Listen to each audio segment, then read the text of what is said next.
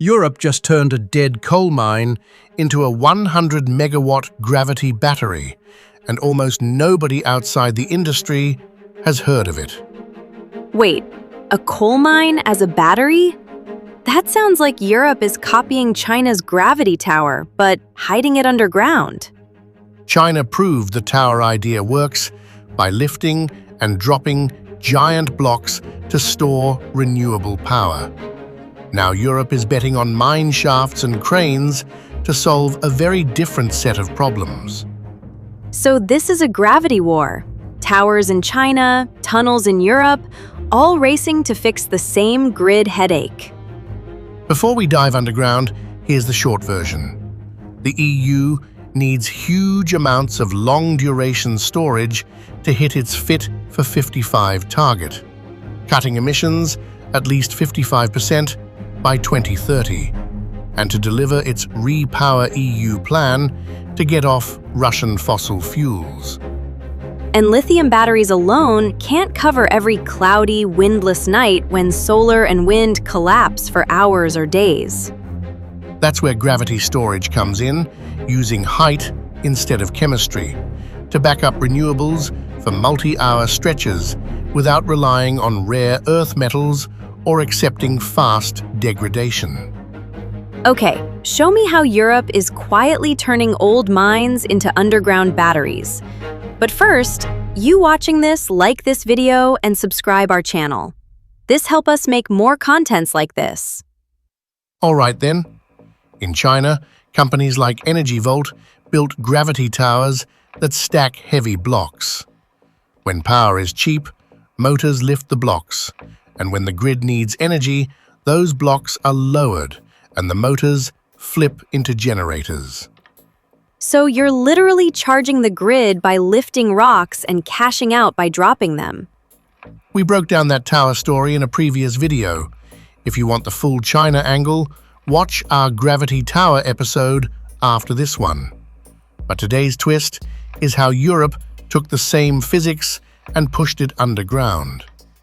Underground because Europe is packed with disused mine shafts and communities that don't want new megastructures on the skyline.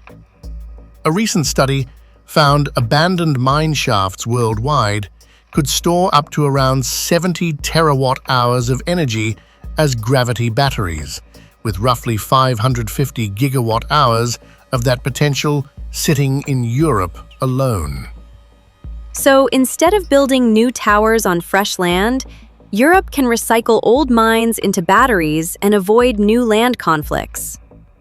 Our first stop is Sardinia, Italy, at the Nuraxi coal mine, once one of the island's largest mines and now being redesigned as a miniera d'energia, or mine of energy.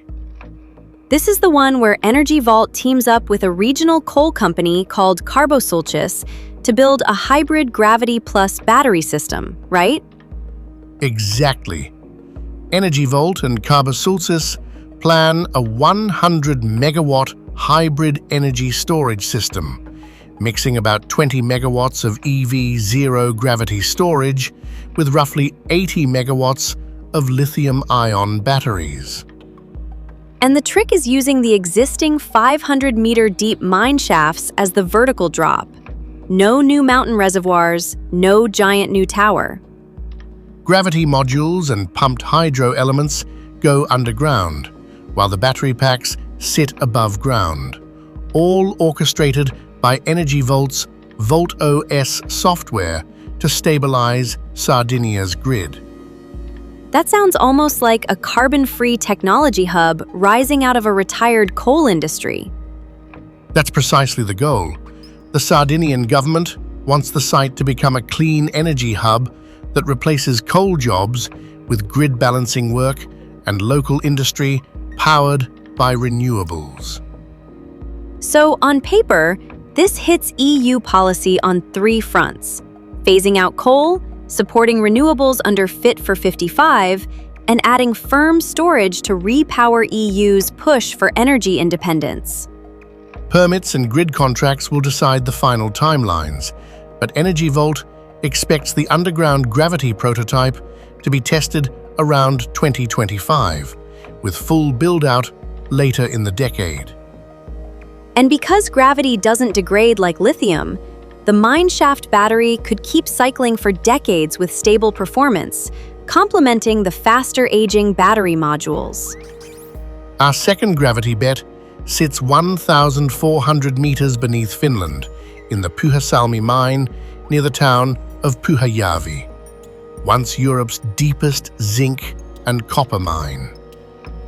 This is where Scottish company Gravitricity is installing its first full-scale Gravistore underground gravity energy system.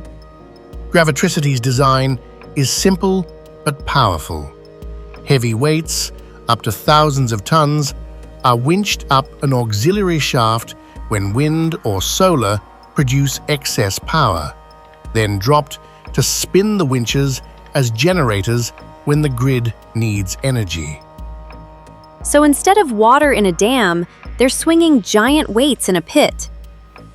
The Pyhäsalmi Gravistore is aiming at around 2 megawatts of capacity, providing balancing services to the local rural grid and showing how underground gravity can support intermittent renewables. And an international study behind projects like this concluded that mineshaft gravity batteries could be a cost-effective long-term solution for renewable storage, especially in decommissioned mines. What makes Gravitricity interesting for policymakers is its flexibility. Full power response in under a second, lifetimes up to 50 years, and around 80% round-trip efficiency, with configurations from minutes up to several hours. That's the kind of rapid, long-duration response grid operators need if they're going to meet EU climate targets without leaning on gas turbines every time the wind dies. Locally, Pyhäsalmi's development company has a regeneration plan for the mine, and the Gravitricity deal is a way to turn closure costs into an asset for jobs and grid stability. So Europe isn't just copying China's tower, it's solving its own puzzle. What to do with deep mines that otherwise become expensive holes in the ground? The third project we need to talk about is Darkov, a former deep coal mine in the Czech Republic that Gravitricity wants to turn into one of the world's first underground gravity energy stores. Here they're working with Diamo, the state enterprise in charge of cleaning up old mines, and with flexibility aggregator Nano Energies. Plans for Darkov describe a single massive weight suspended in the shaft, with a target capacity of around 4 megawatts and 2 megawatt hours, enough to cover the power needs of thousands of homes during peak demand. And if it works, Gravitricity says it could be a blueprint for gravity stores across Europe's 14,000 suitable mines. Darkov fits neatly into the EU's twin agenda, decarbonizing power while managing the social and economic costs of coal's phase-out by reusing mine infrastructure rather than just filling shafts in. It also answers one of the criticisms of lithium, that building giant battery farms alone can't solve grid constraints or give mining communities a long-term role in the clean energy economy. If Darkov succeeds, it offers a template where gravity storage, grid services, and post-coal redevelopment move together, instead of competing line by line in a policy spreadsheet. So these mineshaft batteries are not just tech demos. They're political tools for managing the transition Europe signed up for under Fit for 55 and Repower EU. Put these three projects together and you see a pattern. Europe took China's proof that gravity storage works, then rebuilt it around European constraints, retired mines, dense communities, and a legal commitment to deep emissions cuts. Towers in China use open land and new structures. Europe uses mine shafts, cranes, and underground pumped hydro modules to fit storage into places that already exist. Gravitricity's Gravistor emphasizes long lifetime, fast response, and no rare earth metals. Energy Volt's hybrid in Sardinia combines underground gravity with batteries to meet grid tenders that ask for flexible durations beyond 4 hours. That's sharper than just saying, lithium will save everything. Here, lithium handles short peaks while gravity carries heavier multi-hour shifts, especially as renewables grow. EU policy is now fully aligned with this direction. The Fit for 55 package is adopted, and REPowerEU explicitly pushes faster renewables plus storage to cut dependence on Russian fossil fuels. If Europe never scales gravity batteries, it risks building wind and solar farms that have to be curtailed or backed by gas, instead of storing surplus clean power for the dull, windless hours.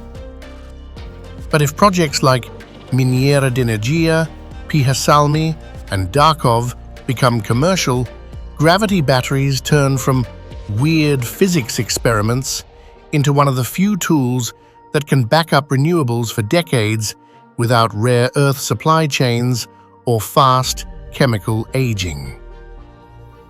And because they mostly reuse existing mines, they avoid some of the land use fights that slow down new dams or transmission lines.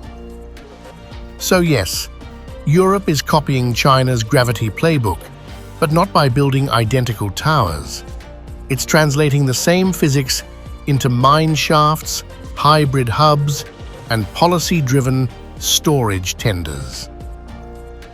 If you want the full origin story on how China's gravity tower kicked off this race, go watch our breakdown on China's gravity battery. That episode shows how the tower proved the concept. Then come back here and tell us in the comment, what would you like us to explore next? Subscribe if you want to follow this gravity war from towers to tunnels, because the grid of the future is being built in places most of us will never see.